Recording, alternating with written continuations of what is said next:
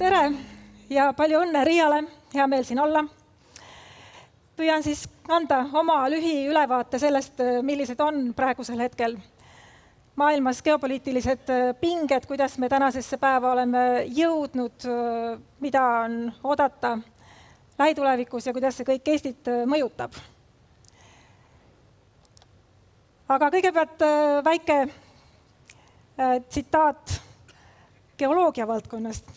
Lihtsalt, et näitlikustada seda, kuidas inimtegevuses võib-olla päris sama rangeid seaduspärasusi ei ole nagu loodusteadustes, aga siiski on ka näiteks rahvusvahelises poliitikas teatud suured trendid, arengusuunad, mis paratamatult mõjutavad kogu maailma. Loen selle tsitaadi. Eesti aluskorra murrangute aktiivsus allub Põhja-Euroopa maapõue üldisele pingeväljale, mille ajendiks on globaalne laamade liikumine.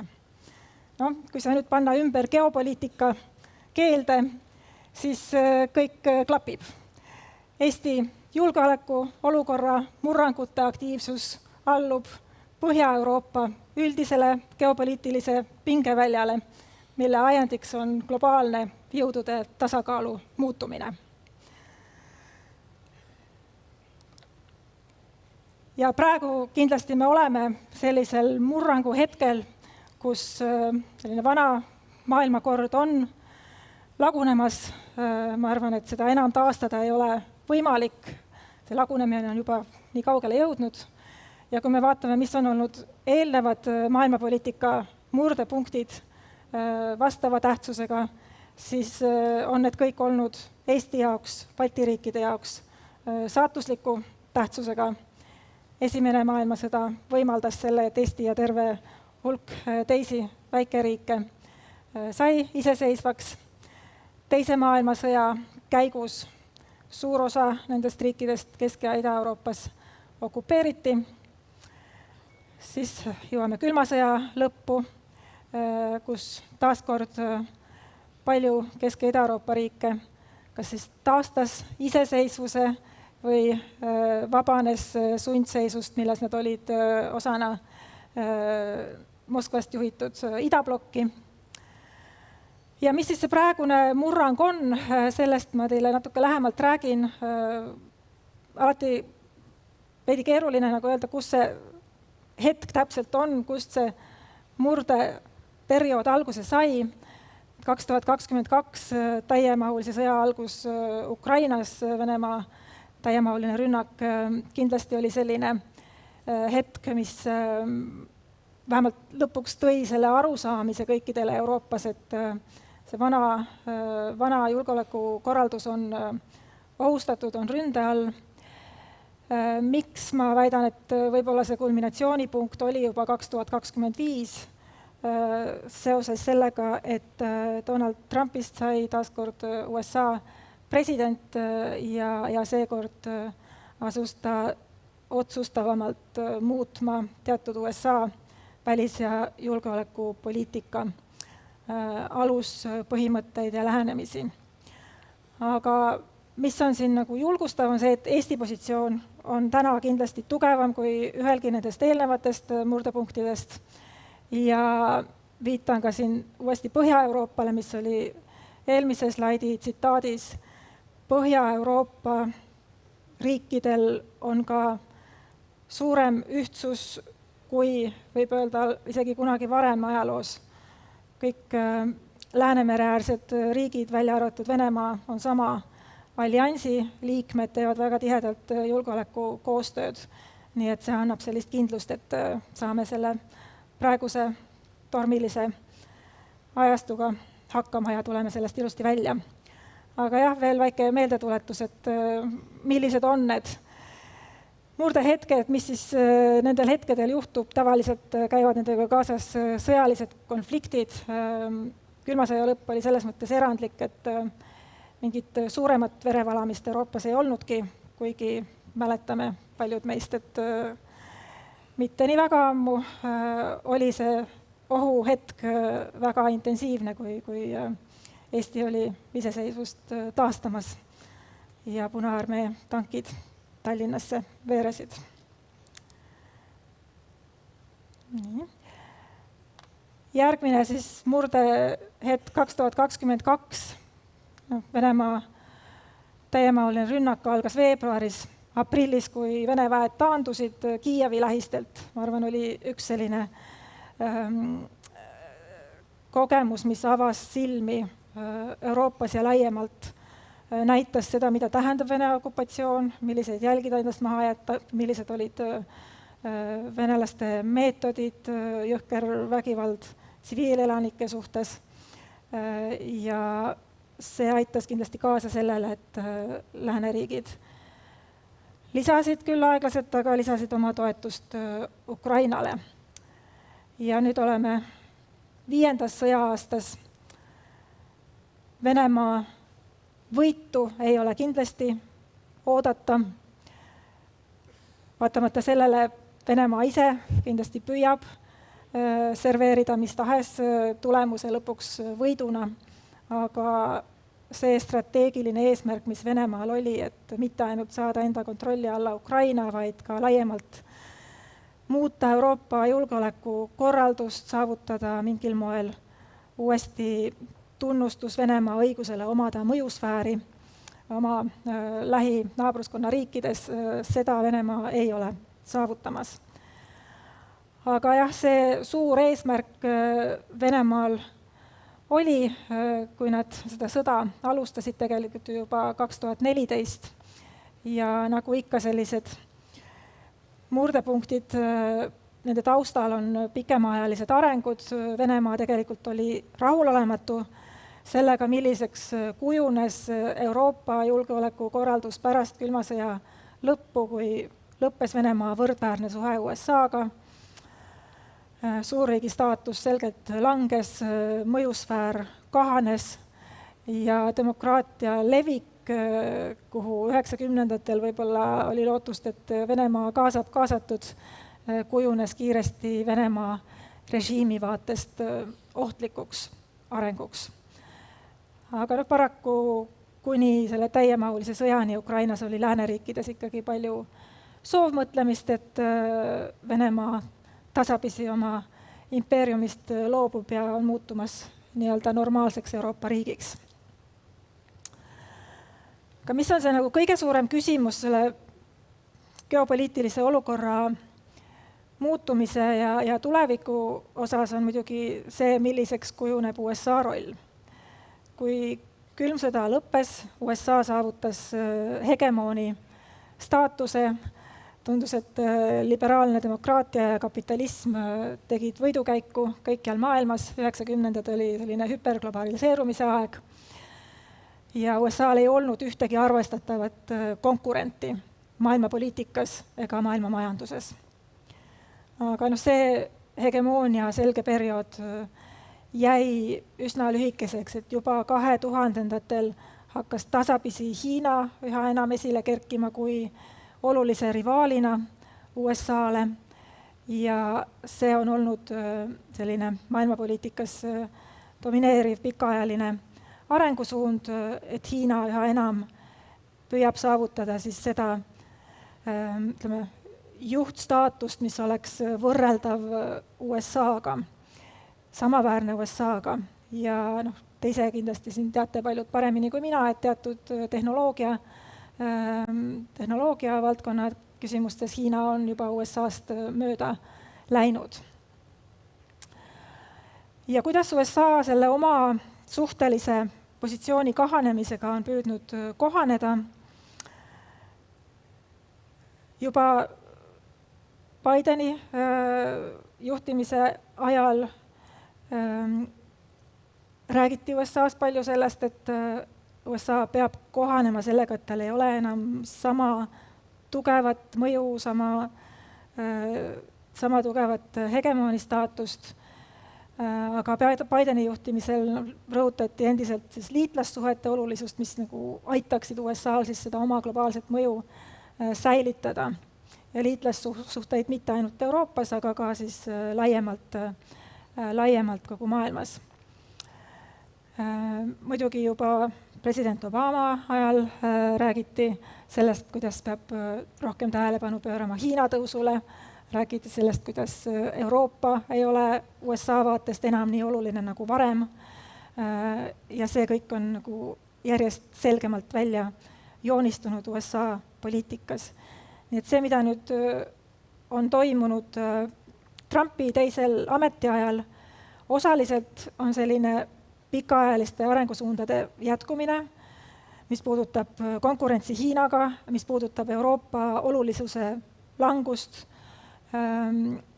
ja mis puudutab siis ka soovi sundida või siis varasemalt pigem nagu sõbralikult üles kutsuda Euroopa riike rohkem ise võtma vastutust oma kaitse eest ja arvestama sellega, et USA soovib edaspidi oma kohalolekut siin vähendada. Aga mis on nüüd teistmoodi nagu Trumpi juhtimise ajal, on see, et nüüd tundub, et USA on nagu lahti öelnud sellisest maailmakorra säilitaja rollist, mis tal on olnud alates sellest, kui peale teise maailmasõja lõppu see nagu praegune ÜRO-l põhinev rahvusvaheline kord loodi.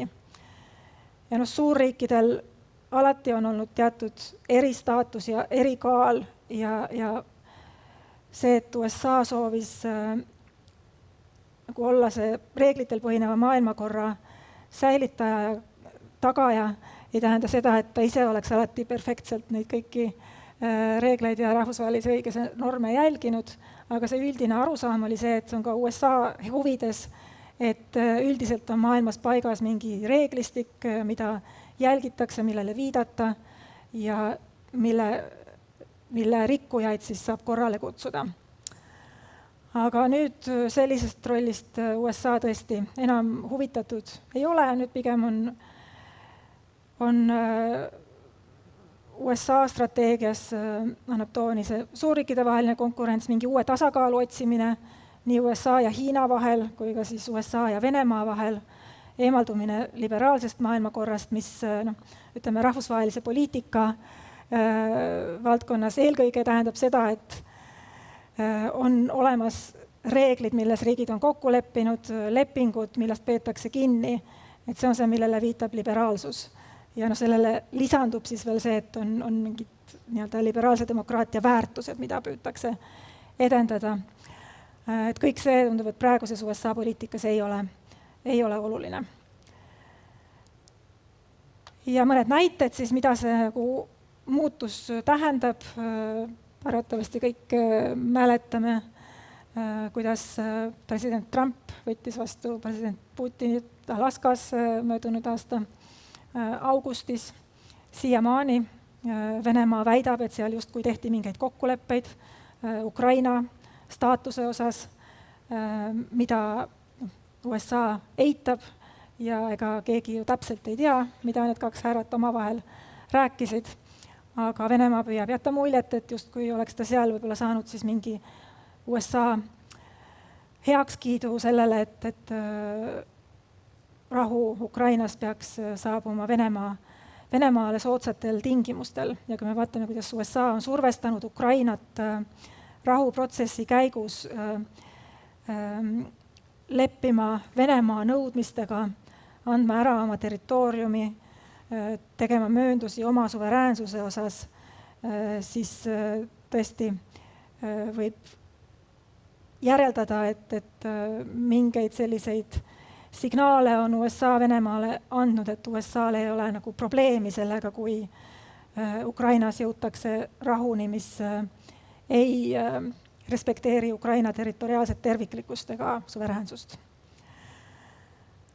Nii et selles mõttes väga oluline muutus USA seisukohtades ja tekitab siis Eesti vaatest küsimuse, et kui meil on meie kõige suurem ja tugevam liitlane, kelle jaoks Euroopa riikide territoriaalne terviklikkus ja suveräänsus võib-olla ei olegi enam nii oluline, et mida see tähendab liitlassuhtele ja arvestades siis ka sellele, et USA pidevalt rõhutab seda, et nad soovivad üldse oma kohustusi Euroopas vähendada.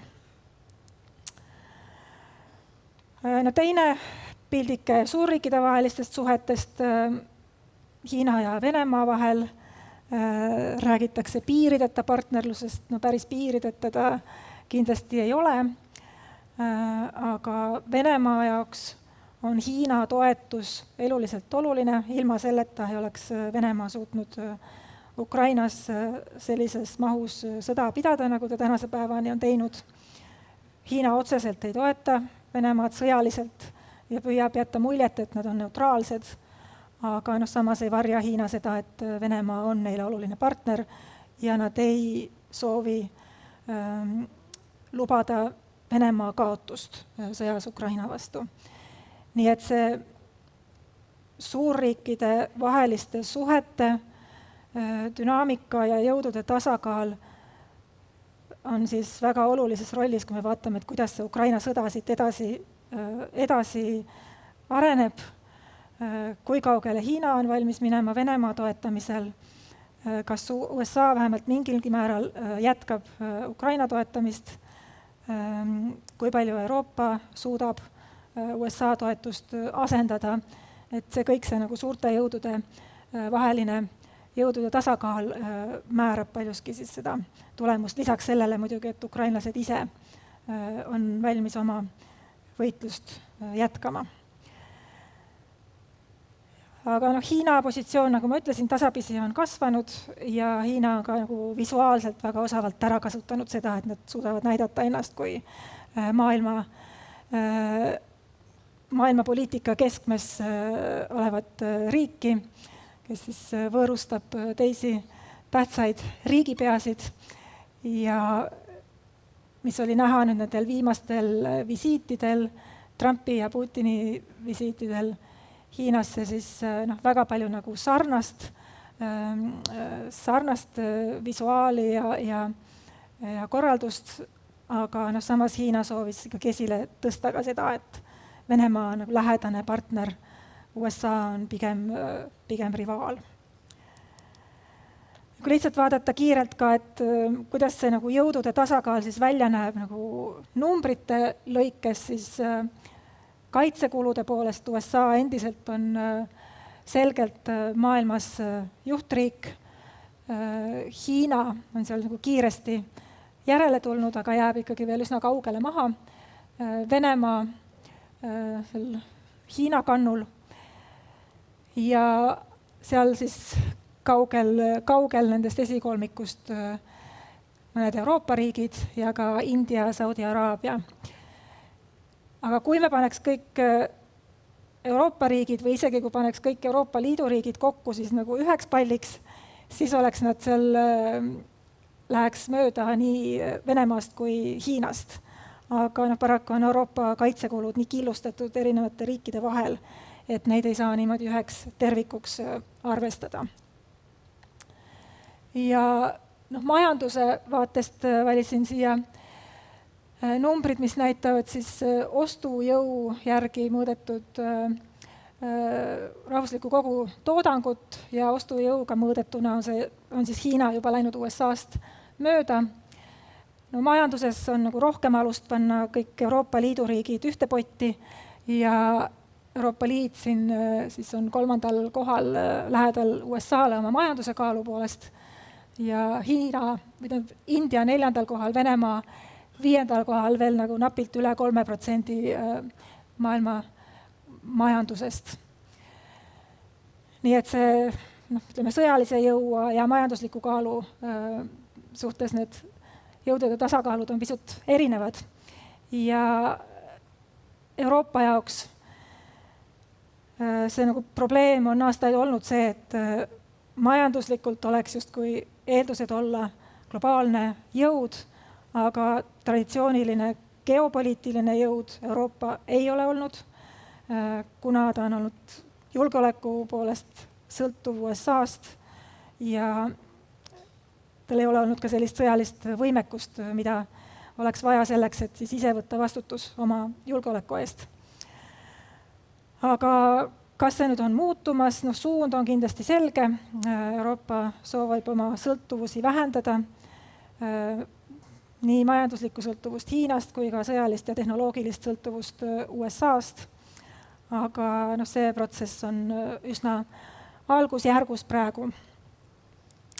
Ja lõpetan ikkagi Ukrainaga, kuigi ta võib-olla nende maailma 2 suurima juhtriigi vaatest ei ole nii oluline, nagu ta on Euroopa ja Venemaa vaatest, siis ma siiski väidan, et Ukraina sõja lahendus saab mõjutama mitte ainult Euroopa, vaid kogu maailmakorra tulevikku ja suurtel riikidel kõigil on omad olulised huvid seal mängus ja ülejäänud maailm ka kindlasti tõlgendab seda nagu jõudude tasakaalu kujunemist paljuski selle järgi, millist toetust saab Ukraina ja millistel põhimõtetel lõpuks jõutakse rahuni Ukrainas.